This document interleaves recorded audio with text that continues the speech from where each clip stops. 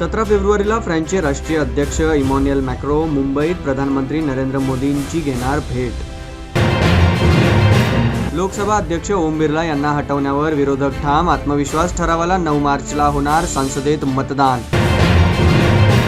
बांगलादेशमध्ये तारिक रहमान यांच्या शपथविधीला जाणार नाहीत पंतप्रधान नरेंद्र मोदी. त्यांच्याऐवजी लोकसभा अध्यक्ष प्रतिनिधी म्हणून लावणार हजेरी. ईसा योग केंद्रात 33वा ऐतिहासिक महाशिवरात्री उत्सव. सद्गुरू जननी वासुदेवसह रक्षामंत्री राजनाथ सिंग व मुख्यमंत्री देवेंद्र फडणवीसांची उपस्थिती. भारत भूषण पुरस्काराचे केले वितरण. उत्तर प्रदेशमधील लखनौ सेशन कोर्टाला बॉम्बने उडवण्याची धमकी. ईमेलवरून दिला संदेश. यंत्रणा सतर्क. राजस्थानातील अलवर जिल्ह्यात कारखान्यात भीषण आग. 8 जणांचा मृत्यू, अनेक जखमी. आगीवर नियंत्रण आणण्याचा प्रयत्न सुरू. वीरा राजा वीरा गाण्यावरून वाद. प्रकरण सुप्रीम कोर्टामध्ये. संगीतकार AR रहमान यांना समोपचाराने तोडगा काढण्याचा सुप्रीम कोर्टाचा सल्ला.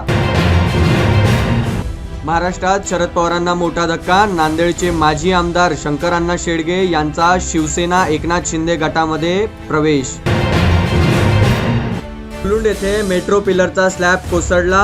ऑटो कार चिरडले. 1 जणाचा मृत्यू, 3 जण गंभीर जखमी.